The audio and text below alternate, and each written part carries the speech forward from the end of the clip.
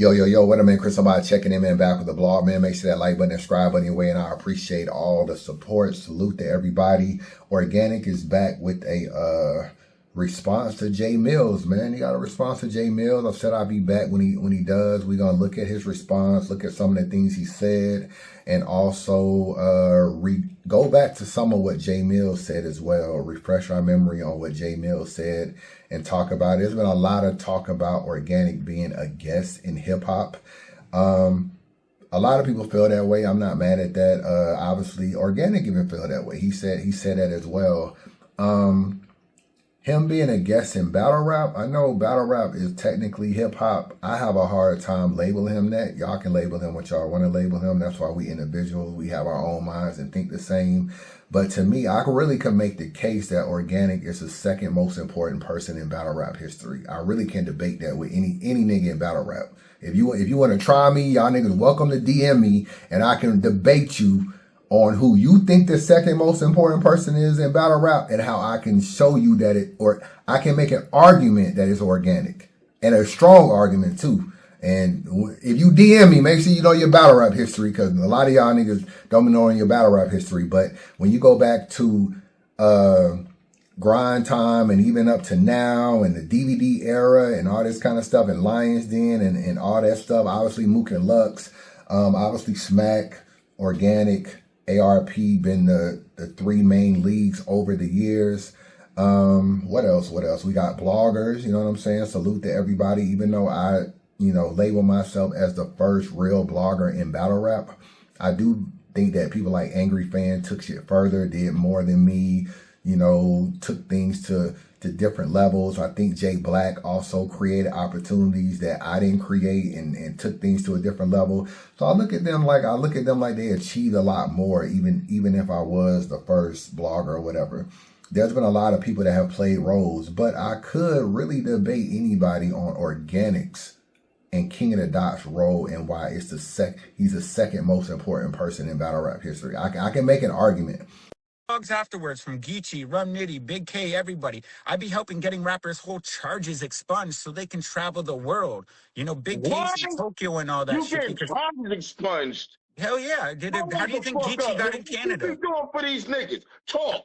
How do you think Geechee, go look at the blogs. I got Geechee and Big K's, all their charges expunged with a lawyer in America, so now they could travel the world. That's why it upset me with what happened to Geechee. I got mad love for Geechee, but I actually paid probably about like 40 grand in lawyer fees to get these guys' charges expunged because I fuck with them as people and humans, and I want to see them go do well. I don't need to do that for people. I have to really sit down and debate where I have all these people listed. But there's a strong argument for him, and it's really easy, too, about that. I don't want to talk about that no more. Y'all niggas love all over the comments with that. But let's just get into the interview, man. He jumped right into the Millz shit, so let's talk about it. Like, if you don't set a price and you tell someone to make an offer, no one can judge your personal perceived value. No one knows what's going on in your own head for how you value yourself. So if you ask for an offer, someone sends you an offer, you don't agree, cool, that's it. But to go online and bash them after, how is anybody going to feel comfortable sending offers your way if they think you're just going to take it, run online and bash them? You know what I mean? No one can understand your personal perceived value. That's a personal thing. And this is me saying, I respect Millz. I'm a fan of Millz. You know how long I grew up in battle rap? Yeah. You don't respect me? Fuck you. I get respect from the rappers you look up to. Like, I know Millz bars from, that shit was my MSN name as a kid, bro. You know what I mean? So this is not like I'm trying to shit on Millz. And here's a funny thing. If you actually go to my first response to him, no one even responded to it for 24 hours. Okay. Right?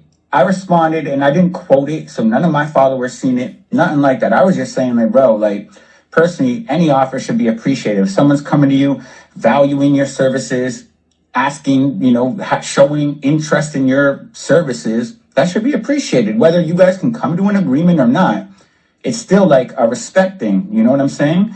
Now, I've never even had a conversation with Millz myself, ever. The offer came from who I work with, Canova Capone, you know what I mean? And he was gauging interest, trying to see what we can make happen for World Dom. Day 2 is the beatdown event. Now, the stuff that we're saying, there is All right, first thing, this is an important part of him saying that he never spoke to Jae Millz, because that's not really what Jae Millz said. Jae Millz said Organik offered him $2,500, and it looks like the guy that offered him, the guy that he's talking about, is a guy that's working with him. So it could be a sponsor. It could be, obviously he's not a KOTD owner, so he could be a sponsor. He could, maybe it's another Frank White. If Frank White calls K-Shine and offers him some money, K-Shine can't really get online and be like, yo, Smack offered me this. No, if K-Shine, if Frank White says, I got $5,000 deposit for you for Summer Madness and I want to pay you $10,000. And Shine is like, Summer Madness, $10,000? Like, no, I need like $20,000. He should not get in an interview and say he spoke to Smack. No, you spoke to Frank White, bro. So Millz saying he spoke to Organik and it wasn't Organik is kind of a big deal, because I feel like it got a little bit the race thing, like I don't want to take money from you and King of the Dot, and what would Smack and them think if I took that low price and you're just a guest in the culture. It made it like a little personal with Organik. To come to find out, y'all never even spoke. Like, oh, let me go here.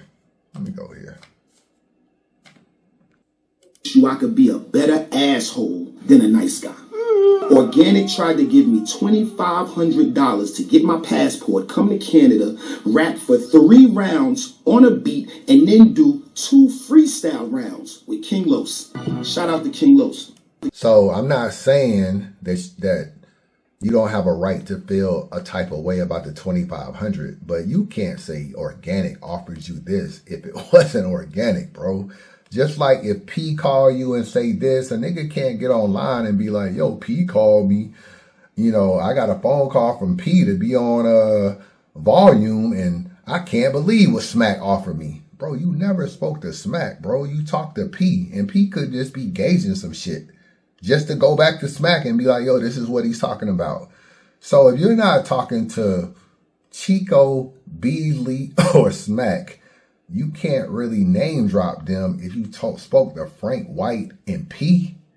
I don't know. I'm gonna keep it real. Like that's already a little bit of an issue. There's no 5-round battles without ever done a 5-round battle. So it wasn't 5 rounds? Go on King of the Dot's channel and try to find me a 5-round fucking battle right now. Ever. I have the emails. I can show you. It's 2 90-second rounds and a 3rd round 3 times 8 bars, which equals in total 4 minutes of rapping. The whole thing. Plus, you get 25% pubmaster, 50% of the writing masters when we release it on all DSP platforms, because these are battles on beats. So everybody that battled on the platform, they get pub and masters. They own ownership in the content. So it's not just a flat fee. There's back-end stuff that comes with it. You get to bring your producer to the table. You get to bring promotion on that side. You know what I mean? And I don't know what to say. Where did 5 rounds come from? Who knows, brother? You know what I mean? There's no 5 rounds either. I mean, that's another big thing, because you got to understand, to me, this turned into like a little bit of a racial thing yesterday. Like, it made it seem like, okay, Organik is a guest. He wants you to rap 5 rounds for $2,500. So the white man is taking advantage of you. It just came off as like, it will start out as like maybe a disagreement, turned into a little bit of racial debate a little bit yesterday. And if it's not 5 rounds, that is a significant thing, because, I mean, even when you say 3 rounds, it's like, it's 90-second rounds, bro. It's not really 3 minutes. We can get in our mind like, oh, you want me to rap for 3 rounds, as if you want me to rap 9 minutes and then do 2 extra rounds, which could equate to another 6 minutes. So you want me to rap 15 minutes plus or minus crowd reaction for $2,500. And if that's not the case, it's significant. Now, in fairness to Millz, I ain't rapping for $2,500 for 3 rounds. I probably wouldn't have done it either. I probably, definitely not for the 5 rounds, but I probably wouldn't have done it for 3 rounds either, only because I know I'm at my height. And I remember Organik does say later in this interview that he offered him this around January. Millz was lit in January, bro. He was the most lit nigga in battle rap in January. If I'm the most, he had just beat DNA, just beat Goods, coming into the new year. Niggas talking about him for Cody. Niggas talking about him on Stock Rise list, all this kind of stuff. If I just beat them niggas and I know that there is a Goods battle potentially looming that I might be able to, you know, somehow grab anywhere from $15,000 to $25,000, and there's a DNA battle looming, I can't take the beat battle for $2,500.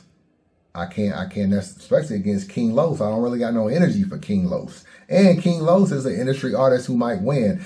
So that amount does come off as kind of low, especially if you want me to headline the card.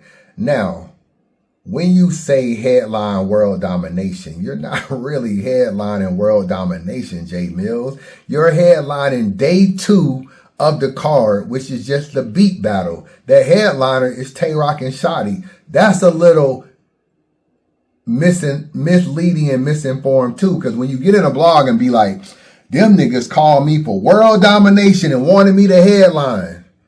They didn't want you to headline, bro. It's not, no beat battle on day 2 is even a headlining thing. I didn't even know they was calling you for the beat shit. I thought they was calling you to put you on a real card. But Tay-Rock and Shotty Horror are the main events. You weren't going to be the main event on the beat battle. Some niggas don't even stay around for the beat battle. They just fly into Canada and do whatever they got to do in Canada and stay for the main event. The beat battles is just some day 2 shit for the leftovers that's still hanging on. Can we just keep it real? Let's just have a real moment right here. Aight said, I decline. I ain't doing an instrumental battle on Summer Madness. I'll do it at an event that is instrumental battles. That's why I mentioned KOTD as my call out. That's what Aight wrote to Jae Millz. Okay. I feel like Jae Millz was trying to stunt on Aight when he replied and said, I'm not battling on KOTD for the 4 digits that they offered me to headline the last card that you did with them. It's a little bit of a stunt in there. Basically saying, I ain't battling for 4 digits. But you can battle for 4 digits. I'm not battling for the 4 digits they offered me to headline the card. Can we finally be real on this whole situation?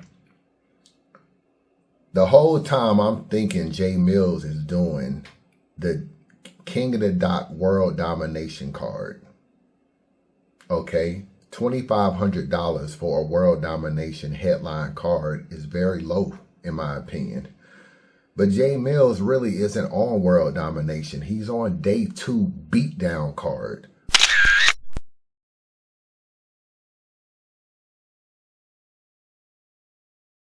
Which is very, very, very low names on there. You know what I'm saying? People like Lopeshi, people like some dude named Candy who just battled Arsenal. Lady Caution is on there. A lot of lower names are on that card. Okay, it's a beat card. It's just a card that they do because you still hanging around Toronto for the day. So it's like, yo, let's just throw on a beat and have niggas rap on a beat. Aight was on the day 1 card, bro. This is Aight right here. He's on the day 1. King of the Dot, World Domination, day 1 announcement. This is Aight. He should have stayed at home. All that working out and lifting weights might get you a plated gnome, but your greatest muscle can be your vocal cords, and you chose to hate on bro. Now a couple years later, you here, but it changed your tone. You want to be on an easy league? Face of chrome. They said it ruined battle rap. Who else wants smoke? I promise they are fucking gonna. Any nigga that talks to me could get it like Summer Walker.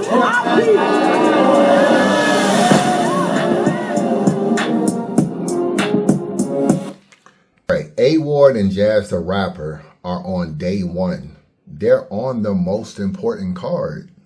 Day 1 is Disaster and Sharon, Shotty Horror and Tay-Rock, Jazz and Aight. That's bigger than any battles that happened that weekend. When Jae Millz said he was headlining the card that you were on as if it was world domination. I'm thinking he's on the day one card. You're not on the card with Tay-Rock, Shotty Horror, Jazz the Rapper, A-Ward. You're not on that card, which is the real card for King of the Dot. You're on the day two beatdown card. And unfortunately, the beatdown card budget is low. It's like if URL called you and said, hey, we want you to headline band. Okay, band is a bunch of things where people get together. You don't really know who you battling, everything, you headline a card. Band is an app-only card, bro. It's going to be people like Chef Trez versus Jack Boy. It's going to be people like that, right? No disrespect to them. What do you think URL is going to pay them people to headline those cards? It's an app-only. It's one of URL's lower cards, Band is. Bro, they're going to give you like $2,000 to $3,000, but you're going to headline. So when you say URL only wants to give me $3,000 to headline a card, y'all make it seem like it's a very big card, bro. So when Millz did his blog and said the card A-Ward was on, which was World Domination, $2,500 is very low for World Domination. It's not that low for the beatdown card. I just got to keep it real. It's not very low for the beatdown card. It was Arsenal versus Candy, G Law versus Waddle Bling, Lady Caution versus Renaya, Cortez versus Bobby Rex. Like, these are the type on the beatdown, and it would have been, I guess, Jae Millz and King Los. So, yeah, you're headlining World Dom. You're headlining World Dom Day 2. Tay-Rock and Shotty Horror is actually the headliner of World Domination. It was either them or Disaster and Sharon, one of them two. They were the real headliners. So, how much money do y'all expect the beatdown card Day 2 to really be paying, bro? Don't get wrapped up in this headline main event shit. At the end of the day, the card determines the budget. And if you're battling on a beatdown, how much do you think they're to battle Candy? Like, let's be real, bro. Arsenal $500, $2,000 to battle him for 8 minutes. Good money to come to Canada, chill, hang out, get 2 racks real quick, get a hotel, free trip, sell some merch, do whatever, sell some plates outside, whatever it is the artists be doing. They're not going to pay a lot for this. How much you think for Bobby Rex? Might have got $2,000, $1,800. What you think they paid Lady Caution? Might have paid her $500 or something. Just come with Tay-Rock. The card determines the budget, and this is just not the card. But when you do a blog and say they wanted to have me headline on King of the Dot World Domination, it makes it seem like you were in the Tay-Rock and Shotty card and Disaster and Sharon Day 1 card. So I still think Jae Millz should not have took the $2,500. I think he should have dubbed it. But I'm not really mad at the price, bro. Like, I don't know. Maybe y'all don't know what battle rap price is. What do you expect King of the Dot to pay these niggas for an 8-minute beat battle? Like, they're not going to do it, bro. So I don't really know. This is the thing about blogs. Like, none of this even had to come out because I don't really feel like this makes Organik look bad, in my opinion. Like, yeah, y'all might be getting off on this whole guest in the culture shit. It's cool. But at the end of the day, like I said, I can make an argument over the lifetime of battle rap. Organik, the second most important nigga in battle rap history. And he seems to be doing pretty good business. Is he a little cheap? Could he pay a little bit more? True. But it looked like they never had no real negotiations and they never spoke. And considering this a beatdown, can't really be mad at the price. Just being real. Somebody told me right now that URL paid them $2,500 to host band. I'm not mad. It's fucking band. What do you think URL is paying for app-only band battles? Nothing. Little 2-minute shit. A fucking 8-minute battle. You know what I'm saying? Like, what do you think URL is going to pay for that? But we hear headline and we be like, We think it's Summer Madness. We think it's Gnome. We think it's, you know, Volume. We think it's a bigger card. It's the beatdown, bro. It's the beatdown. Chris, bias. Man, subscribe to the channel, man. Don't be a hater your whole life. Chris, bias.